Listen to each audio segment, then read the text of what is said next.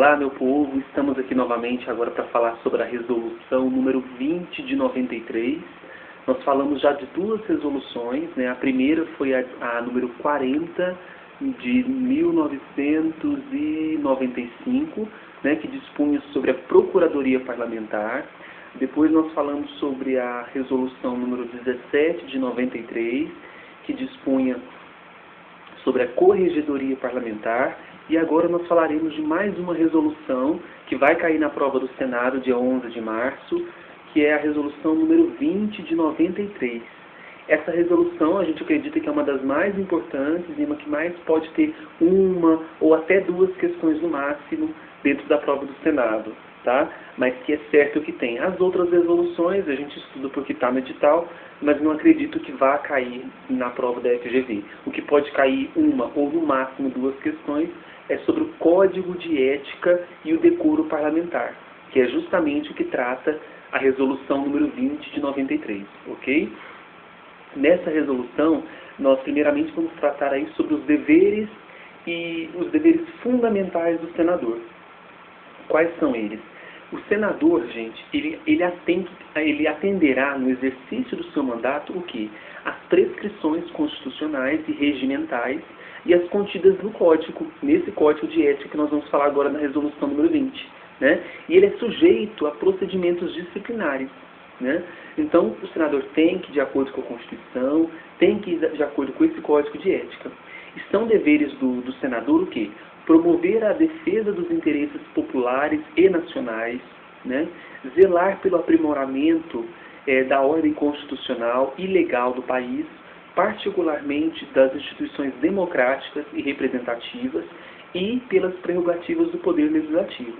Além disso, uma das funções, um dos deveres fundamentais do senador é exercer o mandato com dignidade e respeito à coisa pública e à vontade popular, né? Apresentar-se ao Senado durante as sessões legislativas ordinárias e extraordinárias também, e participar das sessões do plenário e das reuniões de comissão, de qual ele seja membro, né? Além de outras sessões conjuntas do Congresso Nacional. Então essas são um dos deveres fundamentais do senador, né? Quais são as vedações constitucionais, né? É expressamente vedado ao senador. Nós vamos tratar primeiramente das vedações expressas quando se trata desde a expedição do diploma. Então, desde que é expedido o diploma, o senador ele é vedado o quê? Firmar ou manter contrato com pessoa jurídica de direito público, autarquia, empresa pública, sociedade de economia mista ou empresa concessionária de serviço público, né, salvo quando o contrato obedecer a cláusulas uniformes. Além disso, ele é vedado aceitar ou exercer cargo, função ou emprego remunerado, inclusive os de que seja demissível ad nutum nas entidades constantes, né, também. E desde a posse, ele é proibido de ser proprietário, controlador ou diretor de empresa que goze de favor decorrente de contrato com pessoa jurídica de direito público ou nela exercer o quê? Uma função remunerada.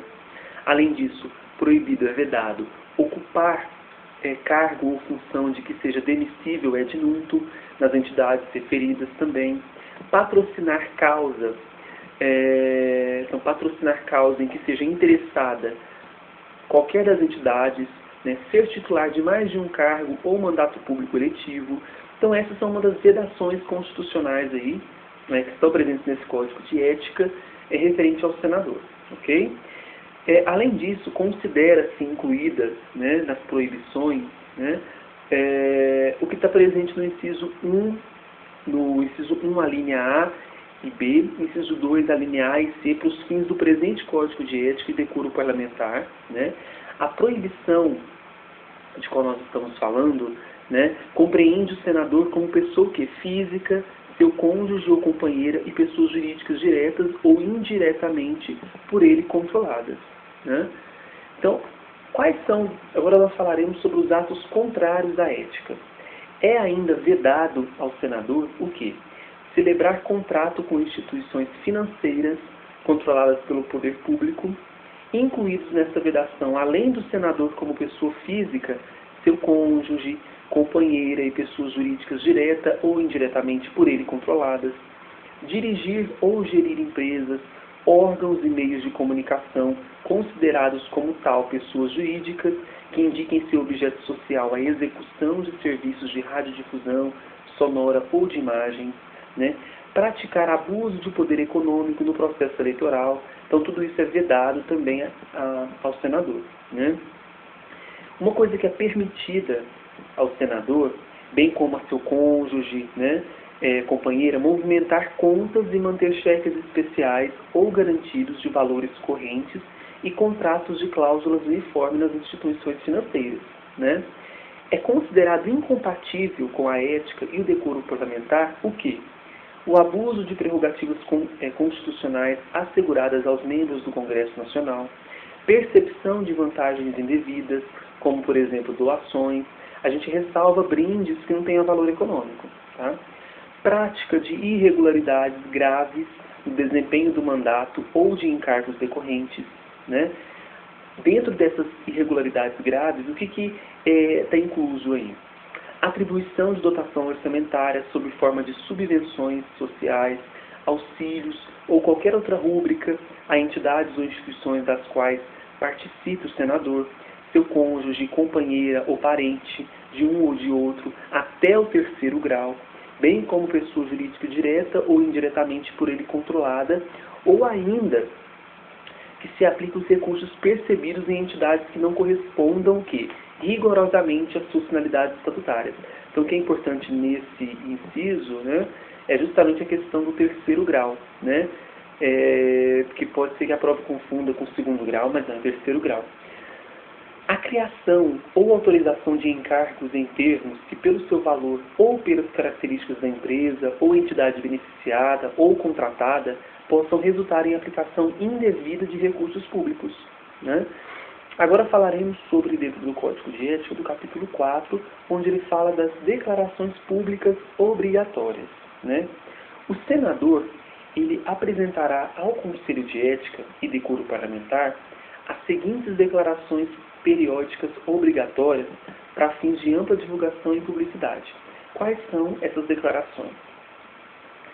Ao assumir o mandato, para efeito de posse, e 90 dias antes das eleições, no último ano da legislatura, porque a legislatura elas são 4 anos, né? São 4 sessões legislativas. Né? Ele vai apresentar o quê? Uma declaração de bens e fontes de renda e passivos, incluindo todos os passivos de sua própria responsabilidade, de seu cônjuge ou companheira, ou de pessoas jurídicas por ele direta ou indiretamente controladas, de valor igual ou superior à sua remuneração mensal como senador.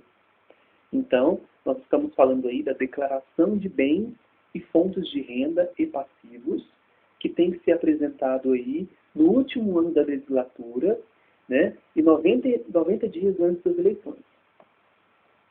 Então, além dessa declaração de bens e fontes de renda e passivos, ele vai ter que apresentar uma declaração de imposto de renda até o 30º dia seguinte ao encerramento do prazo da declaração de imposto de renda das pessoas físicas.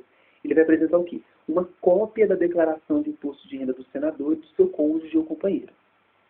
Vai apresentar também, ao assumir o mandato e ao ser indicado membro de comissão permanente ou temporária da Casa, uma declaração de atividades econômicas ou profissionais, atuais ou anteriores, ainda que delas se encontre transitoriamente afastado com a respectiva remuneração ou rendimento, inclusive quaisquer pagamentos que continuem a ser efetuados por antigo empregador.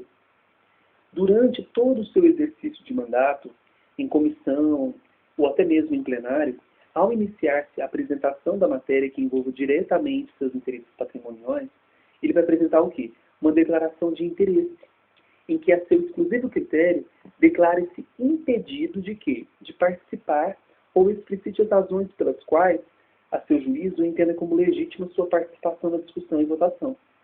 Ok?